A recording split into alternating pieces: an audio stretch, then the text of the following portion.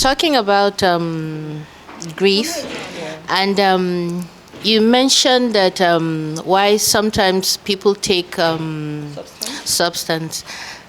It could not be, sometimes it's not from friends or, like you said, non-positive community, association. I want to give you an example. When I lost my dad, I wanted to grieve, but everybody around was saying, no, kada ki kuka ki hankuri, you know? And I just asked them, can I just see him for the last time? And everybody said, no, I zaki kuka zaki me. No, I just want to say goodbye. And you know what they did? They decided to make tea for me, and inside the tea, they gave me sleeping pills. And after taking it, I just dozed off. And up to today, I kept emphasizing, I just wanted to say goodbye. But coming back, when I lost my mom, I was there.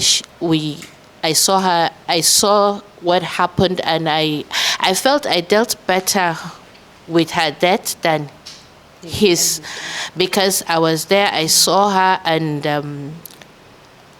unfortunately, she was saying her goodbyes, but I think I didn't understand until after it happened.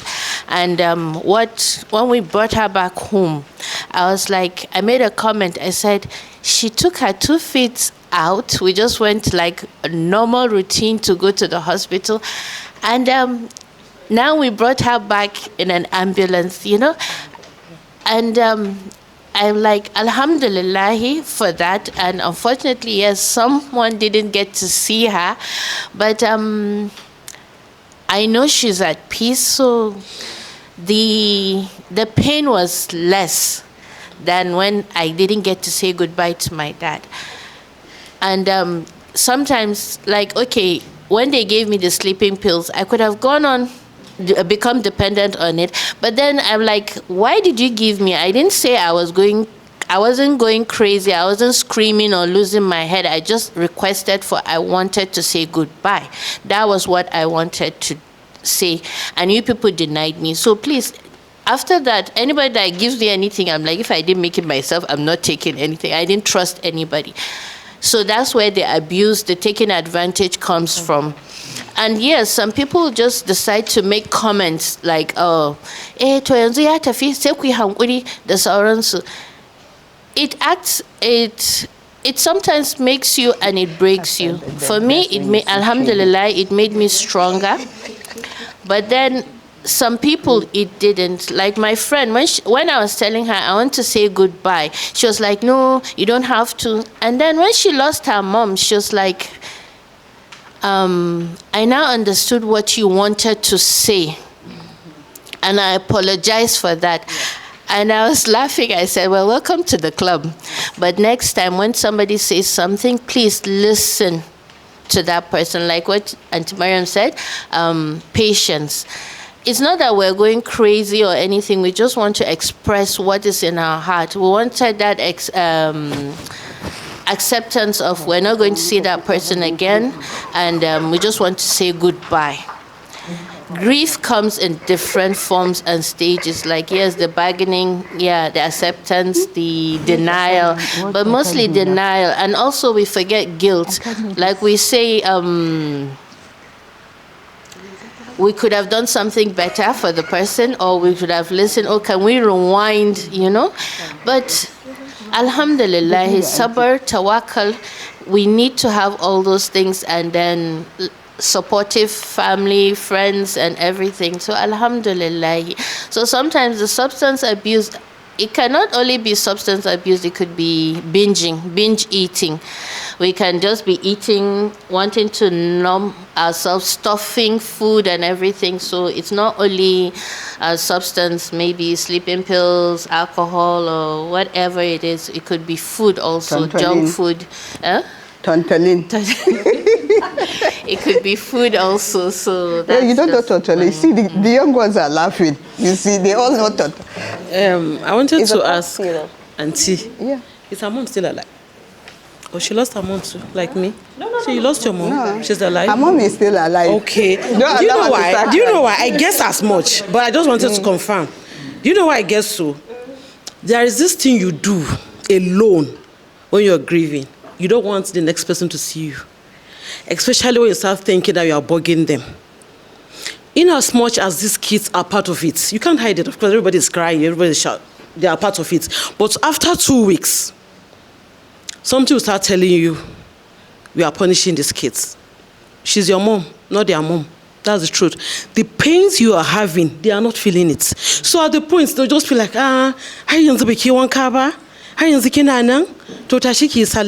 they are showing their concern.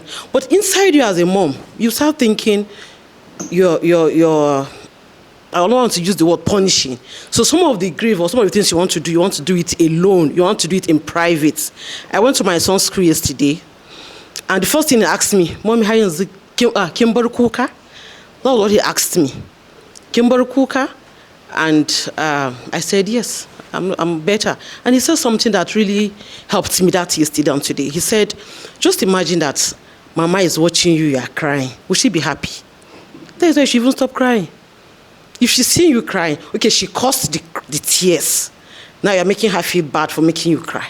You just try to explain something very reasonable that made sense to me, the 14-year-old boy, and that sank. So at a point, not even your kids, everybody, you want to grieve alone. You don't want them to know what you're going through.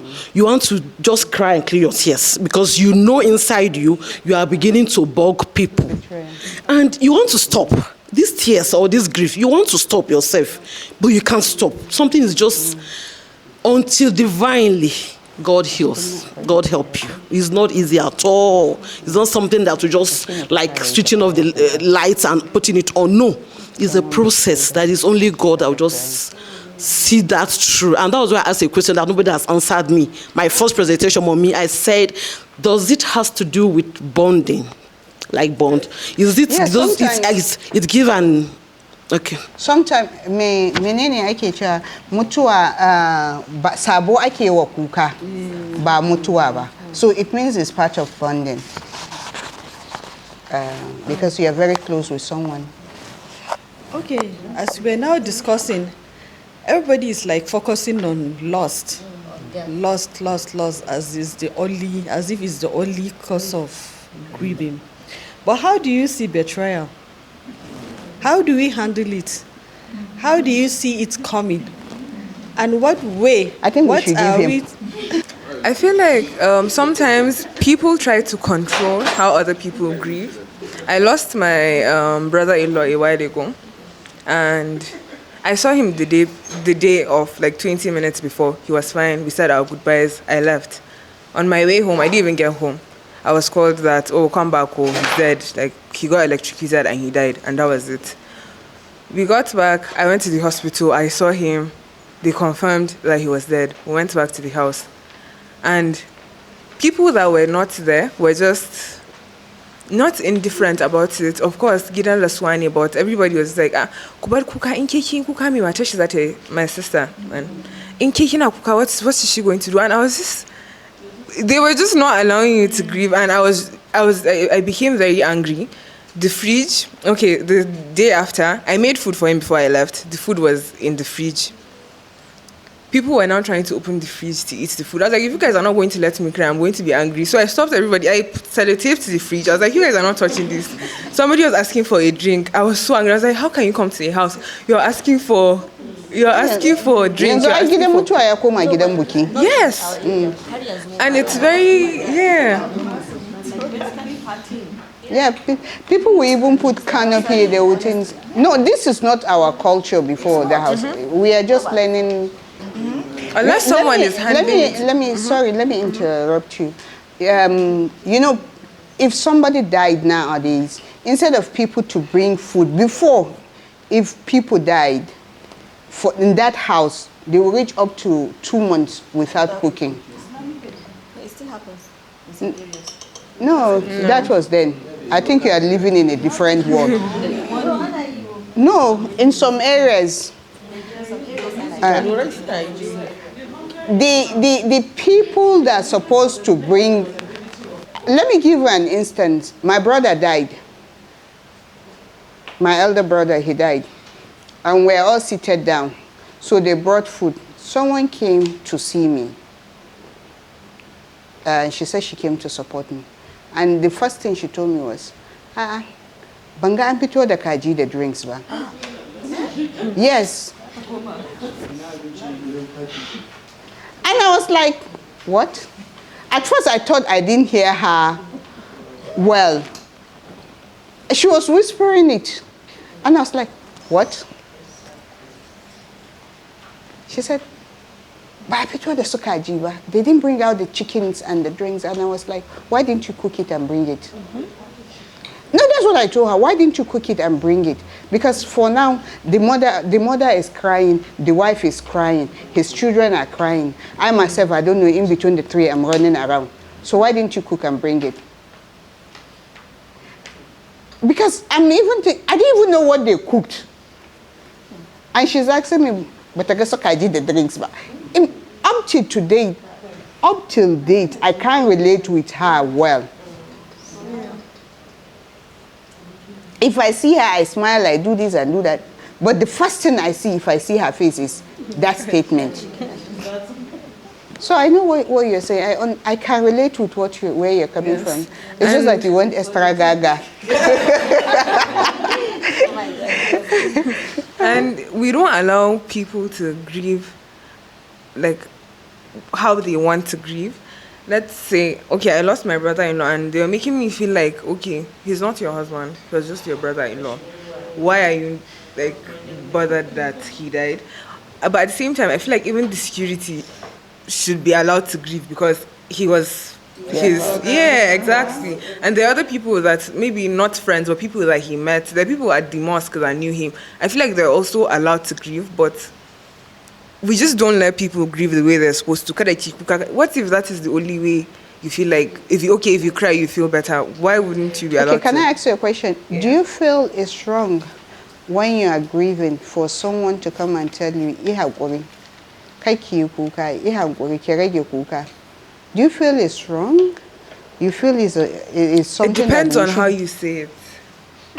Like, it depends on how you put it. There are people that say it very...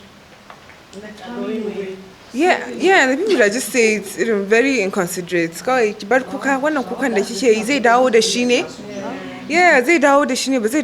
why are you crying? Like, things like, and people are very insensitive. When I still lost her husband, I think I was the person that was angry there, because people will come, Allah say baki one day fish 2 days after. I was like, why are you saying that to her? I was getting so annoyed at the remarks people were making, but they thought they were doing good. Like, they felt like, okay, like this is the right thing to say. I don't know. She's young, so they expect her to get married. So yeah, but is that you know the thing is, they say in a house whereby someone died, mm-hmm. and the angels are always around. Mm-hmm. To take care of it. So they feel they are praying for her because she's young, wishing her well. May Allah give her someone better than what she has. I agree, I understand, but day off, day after, I don't know if it's just No, it's just a prayer. It's just a prayer. I want to ask you something. Mm-hmm. I think it's a thing of perspective. Mm-hmm. You understand? You're grieving and the person is trying to console you. Mm-hmm. What do you expect from the person and how you take it is what comes. Because it can be an innocent remark. And people are trying to encourage her. You meet somebody else. Your idea is trying to comfort her. But because she's grieving at that time, it will sound as if you're being insensitive and you can take it somehow. So I think you just need to have an open mind. Even if somebody says, oh, that's a guy out there. No, yes, I know Gaskiani, and I know, yes, Allah Bata one day fishy, but not like 2 days after. Yes, and you can just say the prayer. You don't have to tell me what you're praying about. What do you expect from somebody that is consoling somebody that is He's still repeating my question. If you've lost somebody and I come to you to reach you, what you expect from me is to say to you, can I help you? And what? So how will I now deal with it? Me, I'm expected to tell you, get help. You're taking it as if it's You say it right. in our relationship. When I lost my dad, people thought, oh, checking up on me was what would make me feel better. Depending on the relationship you have with that person, you simply ask the person. Only one person did that for me. Oh, Nadia, what do you want me to do for you? I was like, please, can you call me in the night so that when I'm asleep, like someone can, I feel present when I sleep. And for till date, they do that for me. And they're not someone who's very close to me.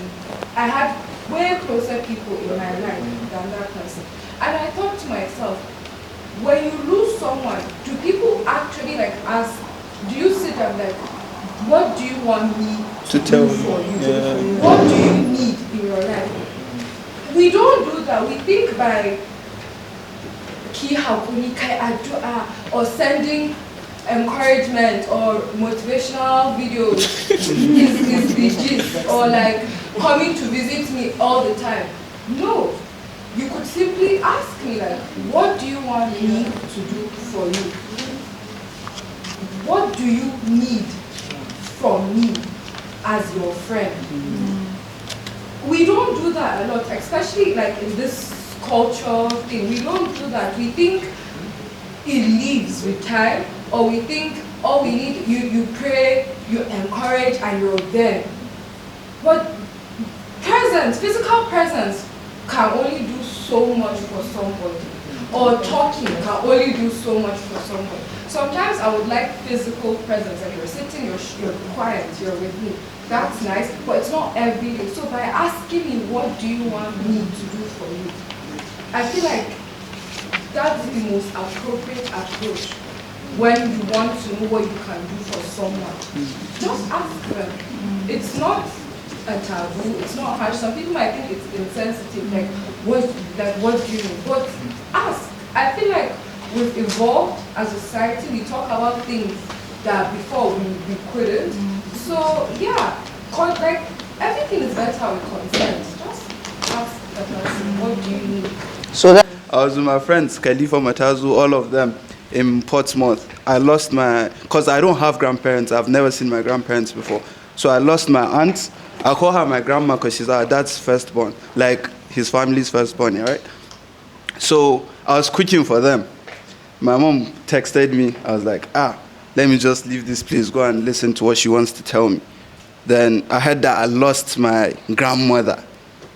Then I went back to them. I continued cooking. I didn't want to hear anything. I just cooked for them. I finished because they can't cook anything.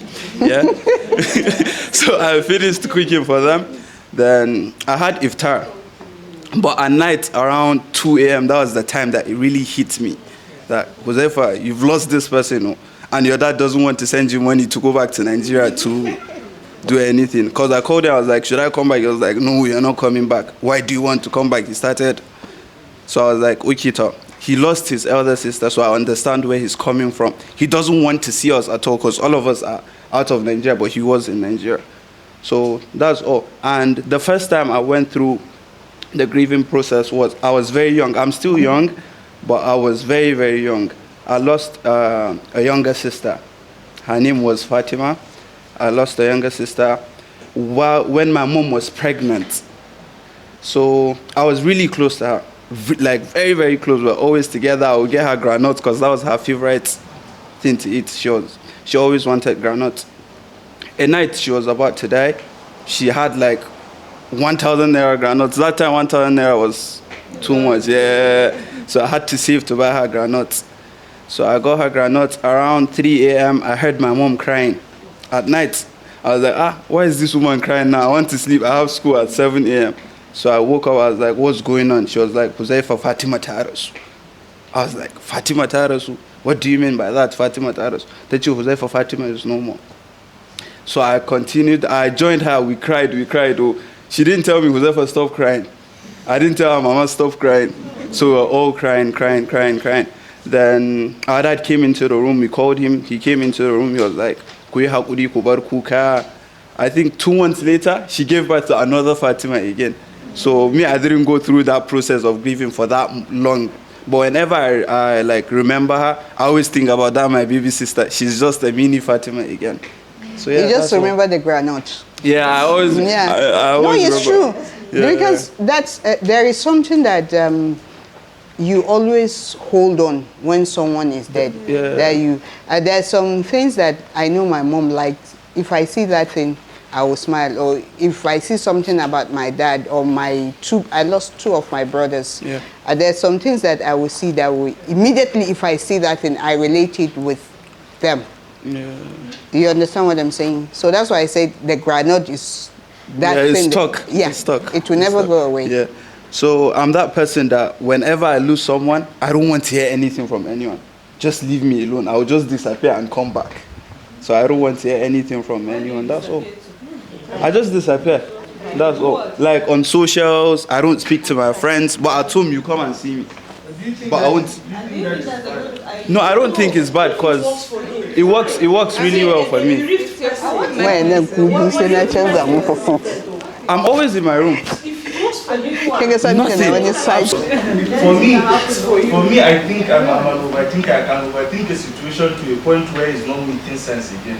So I prefer to, if I'm thinking and I tell you, because your own thought can hurt you. That is what I think. But when if you push people away and say you're going to grieve yourself, you coming back, like I knew Huzaifa before he had that like grief, but like you coming back can be an entirely different person to me, because throughout that process you did not carry any friend along. Yeah. Nobody knows what you were doing, how you were going through it. So I would advise, I'm not saying if it works for you, but like try and carry people along at because you are a stakeholder in other people's lives. You understand? You grieving and going away, doing that might hurt. How is he a stakeholder? And the That's thing what I want to, because he doesn't have a wife and a child. That's what He's a stakeholder in my life. So what he does would affect me. because I felt really bad that time during Ramadan. I'll start checking myself. Well, I'm Because the time I didn't even tell my friends that I lost my aunt. I had to leave Portsmouth and just go back to Brighton on my own. Nina Tefike on your own, so that you will be like you think so many thoughts will come to your head, but it's always good to be around people because there are sometimes an idle mind is the devil's workshop. Yeah. You start cooking up things that are. My mom has understood me so well that when I lost my uncle like 2 months ago, when people came to me, she was like, Kuchalo Huzaifa, he just wants to be alone. Kuchalish. Because I tend to say things that I don't mean at all. You can just come and speak to me. Yeah. You can just come and speak to me about something so light and I will take it really personal. So that's why I love being alone. Like, it has been so much on me that I don't even want. I have a lot too. I have a lot. There was a time I thought about, yes, that's all. No, we don't know what is that. We want it on the table. We want that, because that means a lot.